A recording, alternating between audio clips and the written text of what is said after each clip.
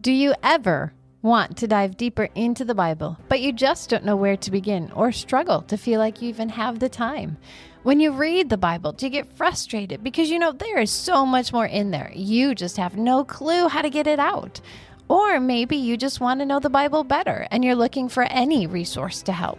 Well, then this is the podcast for you. Welcome to the Context and Color of the Bible podcast. We are two sisters. I'm Erica. And I'm Veronica. We love to study the Bible and help others understand it better. When it comes to our own study of Scripture, we have found that in bringing back the context of Scripture, it adds so much to our understanding. It actually adds color to the black and white pages of the text. So in the break, as we were wrapping up chapter 2, verse 35? Yeah. To starting today, Erica made a point of Daniel just being able to tell the dream would automatically give credibility to what he's going to say next. For sure. So we're going to get into his interpretation now as we conclude Daniel chapter 2. Mm-hmm. And you're going to tell us what this dream means. Bryan, are going to tell us what this dream means. There's a God who's a revealer of mysteries. It's not me. So, Daniel immediately, he concludes the dream, doesn't even give a chance for the king or anyone else to interject. And I'm sure, as we mentioned, the room would have been stunned silent at that point anyways. And he says, Daniel concludes, this was the dream. Now I'll give you the interpretation. And then jumps into verse 37. Your Majesty, you are the King of Kings. The God of heaven has given you dominion and power and might and glory, which I'm sure that would have been nice. Very nice. I want those. Nebuchadnezzar, I remember from 2 episodes ago, we were talking about this is the second year of his reign. He's still establishing himself. I'm sure there's a lot of questions as to what's going to happen. Am I going to last? Is there a conspiracy to, kill me and someone else take over? Well, this is good words. Scribe, write that down. Yeah. Yep. Daniel's working for a promotion. If he was one of the pagan enchanters, that's what I would have been thinking. In your hands, God has placed all of mankind and the beasts of the field and the birds of the sky, wherever they live, he has made you ruler over them all. And then Daniel, the first key of interpretation, you are that head of gold. And so there's a few key elements here. This concept of King Nebuchadnezzar ruling over all mankind and over the beasts of the field and the birds of the air. This is a theme you'll see again in chapter 4 with Nebuchadnezzar's dream of the tree. And the imagery of Daniel it can be challenging to kind of weave through. And does that mean that Nebuchadnezzar is really the ruler over every animal and bird that's out there, every human being on earth? No. From Daniel's perspective, as one writing to the ancient Near Eastern audience, Babylon essentially was top dog for that area. He's not talking about China. He's not talking about South America. He's not talking about those other parts of the world. He's talking about this was his world. And these descriptions that he's using, he's describing like Nebuchadnezzar, you're over all of this. But who's given this to Nebuchadnezzar? The God of heaven has given you dominion and power. So if God's given you the dominion and power, who really owns it? He really has it. If I have it to give it to you, it's because it's mine. Yeah. I got more than you. Type, Yeah. If I'm loaning you my lawnmower, and you mow the lawn, it's still mine. Yeah, exactly. So, also, kind of an interesting rabbit trail I've been pondering as I've been refreshing on chapter 2 is that juxtaposition throughout the book of Daniel. You get this we're talking about a giant image, statue of a man. But then there's also these concepts of, like, Nebuchadnezzar rules over men and beasts. And later, especially in the latter half of Daniel, we get these images of fantastical beasts. And so you get this man and beast kind of juxtaposition. Daniel has this recurring figure called the Son of Man who shows up. But then think about Nebuchadnezzar, how he's transformed into a beast for a time. And you get this conflict about humanity and I think the potential we have to rise up, but also to sink to the level of beasts. With we've got the cosmic powers and the human sphere, but also this man and beast kind of juxtaposition that takes place throughout the book. So again, listeners, I would encourage you, look for that, or it may not be the exact word, but if you're looking for human, man, those kind of things, underline them, circle them, and compare it to the concept of beasts, leopards, lions, dragon. Like, there's very much this battle going on between these two concepts. And so you get hints of that here. But Nebuchadnezzar, you're the head of gold. And then after you comes another kingdom that will arise that's inferior. And then, so that lowers gold to silver. And then a third kingdom of bronze, one that will rule over the whole earth. And finally, a fourth kingdom as strong as iron. As iron breaks and smashes things, this kingdom will break and smash things as well. And then you see that the footings, the base is iron and clay mixed together, and ultimately will be the weak point and will be destroyed. And let's see. So just as you saw the iron mixed with baked clay, so the people will be a mixture, will not remain united, and everything will come crashing down. Verse 44, in the time of those kings, the God of heaven will set up a kingdom that will never be destroyed, nor will it be left to another people.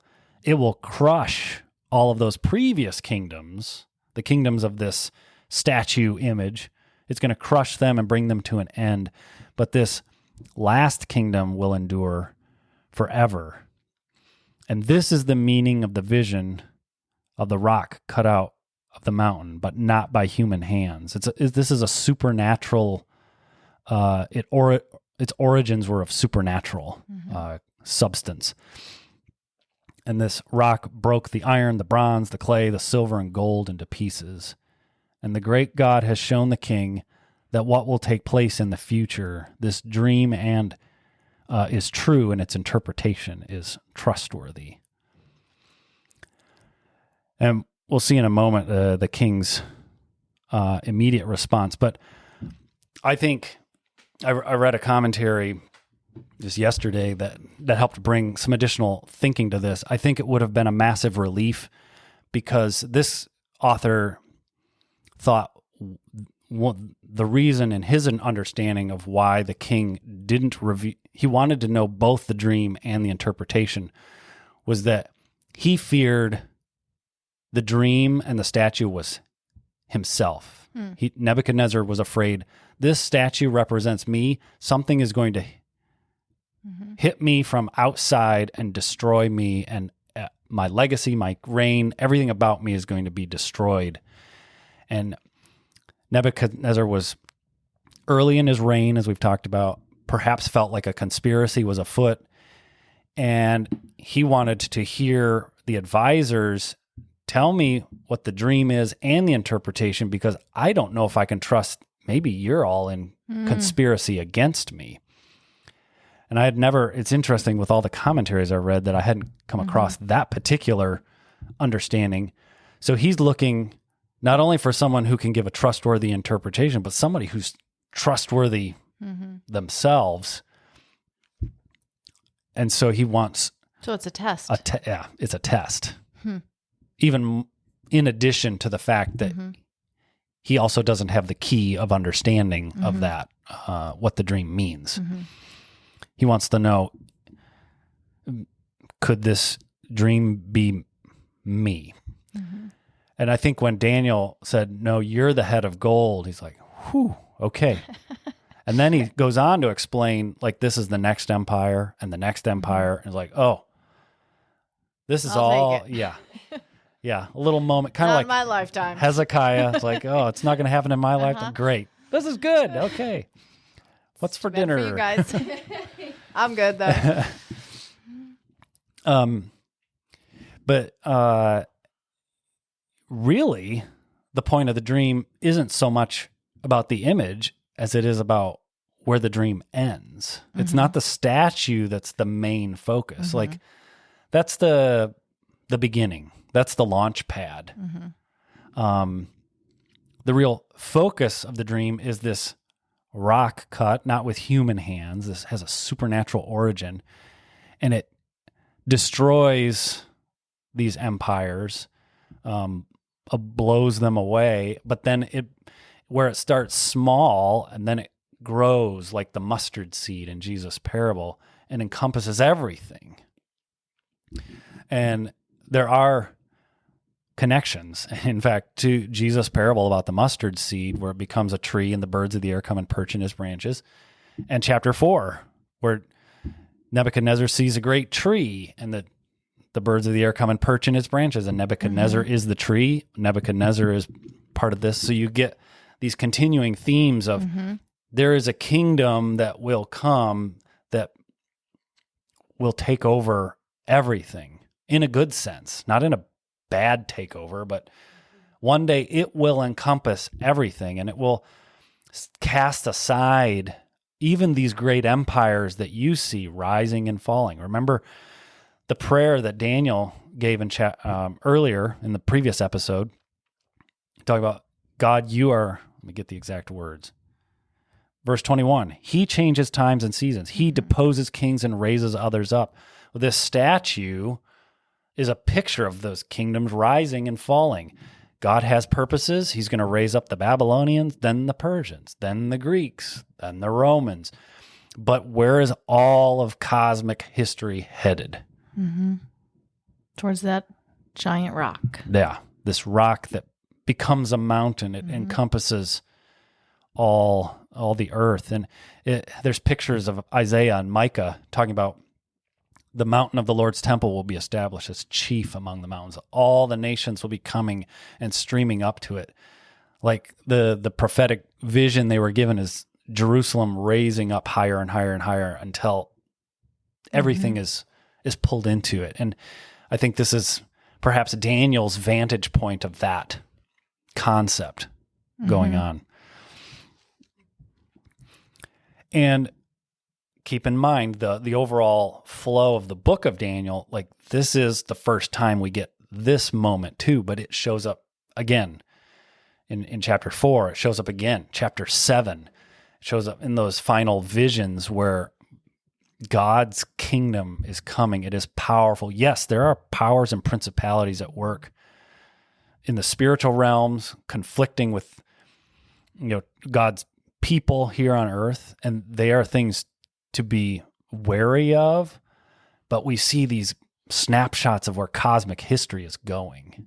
And this dream in chapter 2 helps set the stage for things that we see again and play out in even greater detail in some later chapters of the book.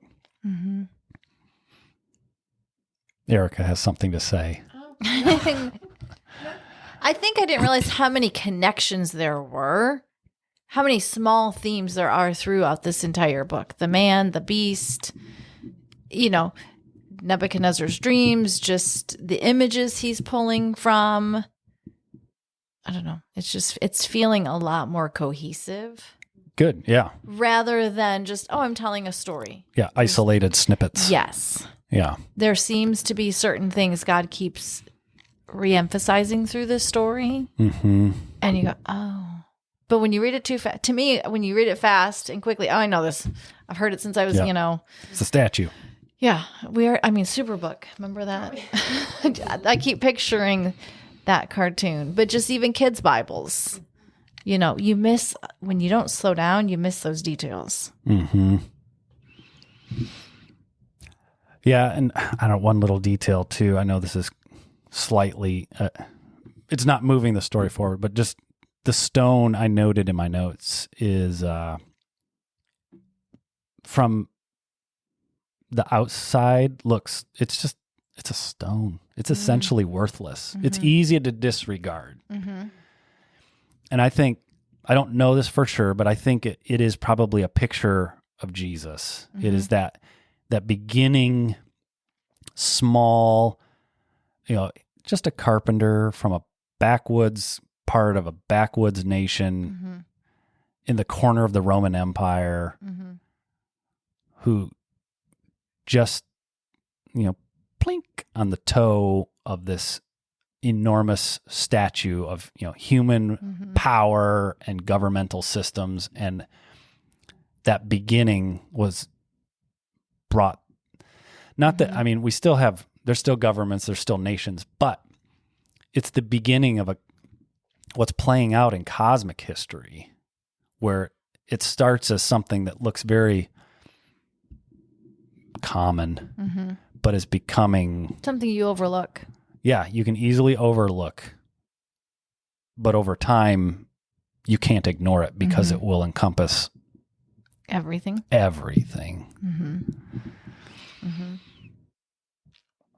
So the king falls before Daniel, pays him honor, and orders that offering, that incense be presented to him. The king said to Daniel, "Surely your God is the God of gods, the Lord of kings, and," here's that key theme of chapter 2, "revealer of mysteries. For you were able to reveal this mystery." So Nebuchadnezzar has this problem at the beginning. The conflict gets laid down before the king and his advisors, and they uncover the theme of the chapter, like, who can reveal mysteries? Is it these pagan enchanters, magicians? Nope. We find out in the second section of this, chapter 2, that it is God. God does it.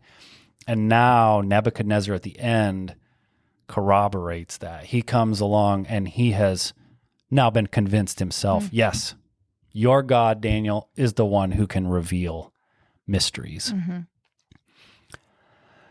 But as we've talked about, this is the beginning of the Nebuchadnezzar arc. And has Nebuchadnezzar become a follower of this one true God? Well, it's strike one. Yeah, it's strike one. Probably not. Yeah, we find in the next chapter, he's very much still about establishing a kingdom for himself.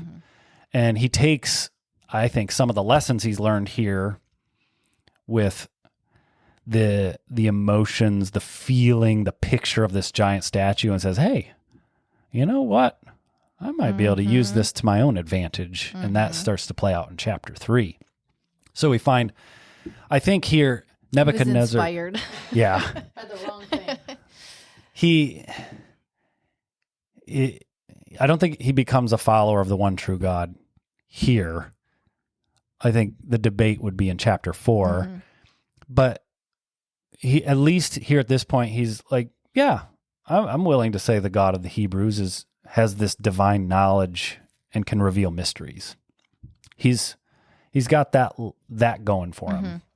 But then we see the conflict changes to a different topic in chapter 3. Who can deliver you from my hand? I'm still more powerful. I'm still more powerful. Yeah, this God, he's got a lot of knowledge, but who's the powerful one? So we're going to move from one topic to the next, which creates that arc. And will Nebuchadnezzar, I don't think he's fully learned his lesson yet. But Daniel, as a result of this, was placed in a high position. Gifts were lavished on him. He was made a ruler over the province of Babylon. And then at Daniel's request, also his friends who aided him with the prayer and fasting, they were appointed to positions as well. And Daniel remains on the royal court. So we get this summation and kind of like not exactly happily ever after, but it's like a summation point like that. So we can't like feel like this is in tension with chapter 1, because the point of chapter 2 was about, can Daniel bring closure and resolution to this, and what happens to him as a result?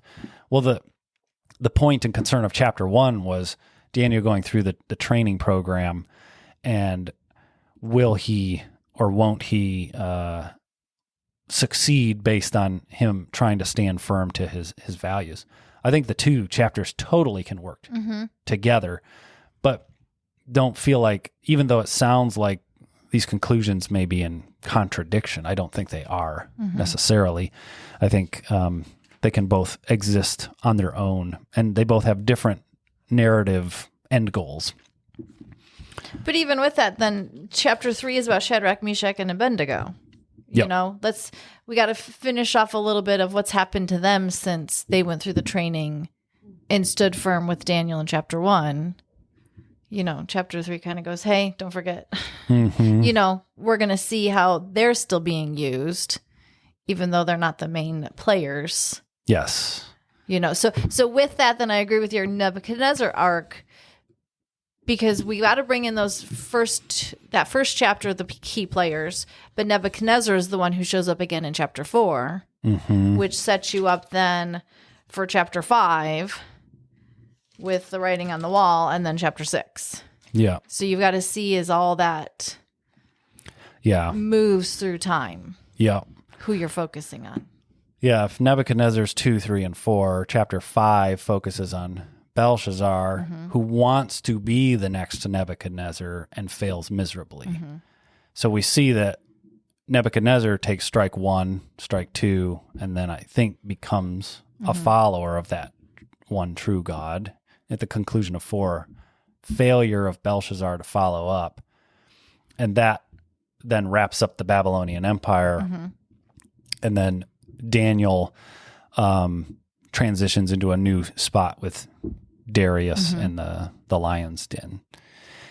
But this chapter 2 also brings to the forefront the mysteries aspect that plays out continuously. We've got dreams again in chapter 4, the writing on the wall that you mentioned in chapter 5, the dreams and visions that happen in the second half of the entire book. Well, this is the launching pad for that concept that we get heavily in this book.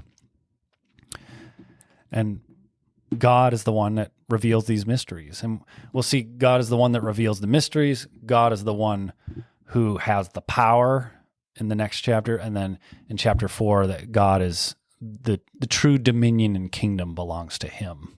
So those themes, again, they kind of launch off and then interweave themselves together towards all through the rest of the book of Daniel. Which to me is more than it's not just a story here, go read this. Yeah. Start digging in, because I'm going to guess in a way you see those themes in the rest of scripture then. Or being pulled in by Jesus and the apostles in the New Testament, pulling some of those themes. Yeah. Heavily in Revelation. Oh, yeah. Yeah. You need to study that book. So that's it for, we have now wrapped up in the wrong order our Nebuchadnezzar arc, but we did it. So it's fun to just kind of go, okay, let's go back and pull all this together, these Daniel podcasts and these studies, and just go, I'm just thinking of my Bible. I need a lot more notes I need to start writing down.